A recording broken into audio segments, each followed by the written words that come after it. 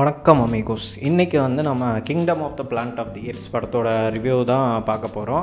இதுக்கு முன்னாடி ப்ரீவியஸாக வந்து பார்த்திங்கன்னா 3 பார்ட் இருக்குது. Rise of the plant of the apes, dawn of the plant of the apes, அப்புறம் war of the plant of the apes. நான் war of the plant of the apes நானே இன்னும் பார்க்கல. சரி, இதை பார்க்காம படம் பார்க்க போகிறோமேன்னு யோசிச்சுட்டு இருந்தேன். அப்போ தான் ஒரு யூடியூப் நண்பர் வந்து இந்த படத்தில் வந்து பார்த்தீங்கன்னா சீசருங்கிற அனிமல் செத்து போச்சு அப்படின்னு சொல்லி ஒரு வீடியோ கூட போட்டிருந்தாரு. சரி, அதை உட்காந்து ஃபுல் கதையும் பார்த்துட்டு அதுக்கப்புறம் Kingdom of the plant of the Apes போய் பாட்டு வந்தேன்.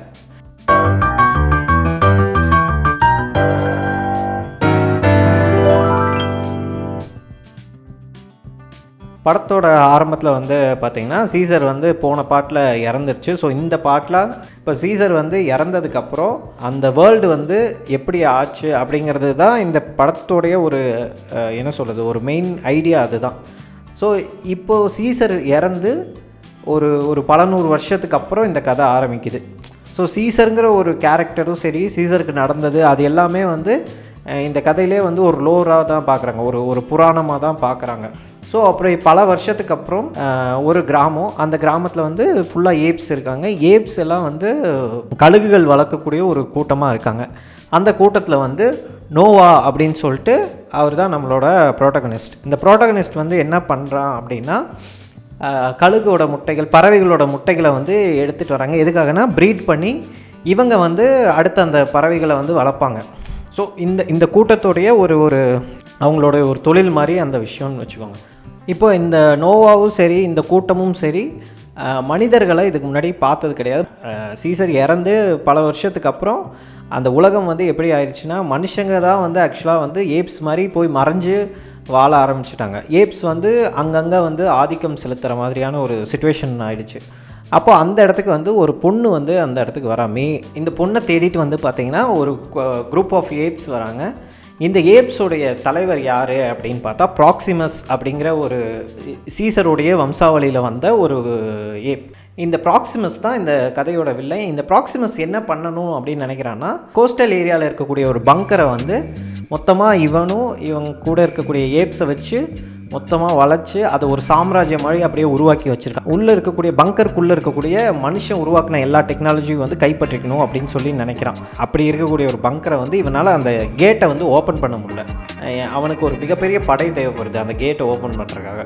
இந்த ஏப்ஸ் எல்லாரையும் அங்கே வந்து அடிமைப்படுத்தி அவங்கள வச்சு அந்த கேட்டை ஓப்பன் பண்ண வைக்க ட்ரை பண்ணுறான். இந்த மே அப்படிங்கிற பொண்ணு என்னென்னா, அவளுக்கு வந்து இந்த பங்கருக்குள்ளே இருக்கக்கூடிய எல்லா சீக்ரெட்ஸும் தெரியும். ஸோ அவள் என்ன பண்ணுறா அப்படின்னா, இது வந்து ப்ராக்சிமஸ் கிடைக்கக்கூடாது அப்படின்னு சொல்லி நினைக்கிறான். ஸோ இது ரெண்டுக்கும் இடையில நம்ம ப்ரோட்டகனிஸ்ட் நோவா என்ன பண்ணுறான், கிட்டத்தட்ட சீசருக்கு இருக்கக்கூடிய அதே ஒரு கேரக்டர் ஆர்க்கு தான் வந்து பார்த்திங்கன்னா நோவாக்கும் இருக்குது. என்னென்னா, இப்போ ஹியூமன் சைடு ஸ்டாண்ட் எடுக்க போகிறானா இல்லைனா வந்து ஏப் சைடு ஸ்டாண்ட் எடுக்க போகிறானா அப்படிங்கிற ஒரு கொஷினோடவே தான் இந்த கதை வந்து நகருது. இப்போ நீங்கள் ப்ரீவியஸ் பார்ட்ஸ் எல்லாம் இதுக்கு முன்னாடி பார்த்ததே இல்லை, நீங்கள் என்டையராக ஒரு நியூ ஃபிலிமாக இந்த படத்தை பார்த்தீங்கனாலும் தாராளமாக இந்த படம் வந்து ரொம்பவே ஒரு நல்ல ஃபிலிமாக, ஒரு விஷுவலாக ஒரு பயங்கர எக்ஸ்பீரியன்ஸாக இருந்தது. ஃபர்ஸ்ட் ஆஃப் ஆல் ஏன்னா ஒரு தேட்டரில் போய் இந்த படம் பார்க்குறதுக்கு முழுக்க ஒர்த்தான ஒரு படம். படத்தோட ப்ரெமைஸ் வந்து ரொம்ப சூப்பராக இருந்தது. விஷுவலாக ரொம்ப ஸ்டன்னிங்காக இருந்தது. ஒவ்வொரு சீனும் வந்து பார்த்திங்கன்னா கிராஃபிக்ஸ் எல்லாம் வந்து ரொம்பவே நல்லா ஒர்க் பண்ணியிருந்தாங்க.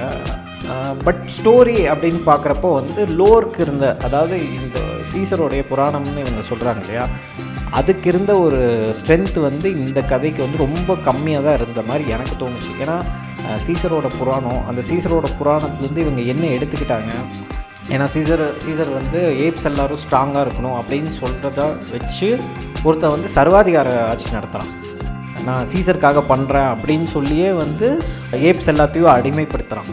இன்னொரு பக்கம் வந்து பார்த்திங்கன்னா சீசர் யார் அப்படின்னே தெரியாமல் வாழக்கூடிய ஒரு கூட்டம் தான் ப்ரோட்டகனிஸ்டோட கூட்டம். கதையாக வந்து இது ப்ரிமைஸ்க்கு அடுத்து, அதாவது படத்துடைய ஒரு முதல் 20 நிமிஷத்துக்கு அப்புறம் படம் வந்து கிராஃப் கொஞ்சம் கொஞ்சமாக டவுன் ஆகிட்டே போனதை வந்து ஃபீல் பண்ண முடிஞ்சுது. ஸோ அப்படி டவுனான கிராஃப் வந்து பார்த்திங்கன்னா கடைசி ஒரு 20 நிமிஷத்தில் தான் வந்து அகைன் பார்க்குற மாதிரி இருந்தது. இன்னொரு இந்த படத்தில் ஒரு பெரிய மைனஸாக நான் பார்த்தது வந்து ரொம்ப ப்ரெடிக்டபுளாக இருந்தது நிறையா சீக்வன்ஸ். ஆரம்பத்தில் இவங்க வந்து நான் முன்னாடியே சொன்னோம் இல்லையா, ப்ரோட்டகனிஸ்ட் அவங்களோட கிளான் வந்து கழுகு வளர்க்கக்கூடிய ஒரு குரூப்பாக இருக்காங்க. அங்கே இருக்கக்கூடிய பெரியவங்க, அதாவது நோவாவோட முன்னோர்கள், அவங்க எல்லாம் வந்து கழுகை வந்து இப்படி கூப்பிட்டு இப்படி கையில் வச்சா வந்து கழுகு வந்து உட்காரும். நோவா கூப்பிட்டா மட்டும் வந்து உட்காராது. ஸோ ஆப்வியஸாக நமக்கு தெரியும் இது வந்து கிளைமேக்ஸ் இல்லை ப்ரீ கிளைமேக்ஸில் இது வந்து நோவாவோட கையில் உட்கார போகுது அப்படிங்க. இது வந்து எவ்வளோ ஆப்வியஸாக உங்களுக்கு தெரியுதோ இது மாதிரி படத்தில் வந்து ரொம்ப ப்ரெடிக்டபுளாக நிறையா விஷயம் இருந்தது. அதை தாண்டி ஸ்க்ரீன் பிளேயில் ஏதாவது பண்ணியிருக்காங்கன்னா ரொம்ப கம்மியாக தான் இருந்தது என்னை பொறுத்த வரைக்கும். சரி, அப்போ இந்த படம் பார்க்கலாமா அப்படின்னு கேட்டால், விஷுவலாக வந்து இந்த படம் ப்ரீவியஸ் பார்ட்ஸ் இதோட ப்ரெடிசஸர்ஸை விட ரொம்பவே நல்லா இருந்தது. விஷுவலாக வந்து கிராஃபிக்ஸும் சரி, படத்தோட ஸ்கேலே வந்து ரொம்ப பெருசாக இருந்தது. இந்த படத்தில் ஒரு அட்வான்டேஜ் என்ன அப்படின்னா, நீங்கள் இந்த படம் வந்து என்டையராக ஒரு புது ஃபேஸில் ஆரம்பிக்குது. லைக் சீசர் இறந்து ஒரு 300 வருஷத்துக்கு அப்புறம் ஆரம்பிக்குது. ஸோ நீங்கள் அந்த கதையை வந்து தெரிஞ்சுக்கலாம், இல்லை தெரியலனாலும் உங்களுக்கு ஒரு பெரிய ஒரு மைனஸாக இருக்காது. நீங்கள் புதுசாக போய் பார்க்குறீங்க, இதுக்கு முன்னாடி பிளானட் ஆஃப் தி ஏப்ஸே பார்க்கலன்னா கூட இந்த படம் தாராளமாக போய் பார்க்கலாம். ஸோ இந்த வீடியோ உங்களுக்கு பிடிச்சிருந்தால் லைக் பண்ணுங்கள், கமெண்ட் பண்ணுங்கள், ஷேர் பண்ணுங்கள். அப்புறம் மறக்காமல் எங்களுக்கு சப்ஸ்கிரைப் பண்ணுங்கள். சப்ஸ்கிரைபே பண்ணாமல் பார்த்துட்ருக்கீங்க பாருங்கள், வேர்த்து கொட்ட நான் பேசிகிட்டு இருக்கேன்.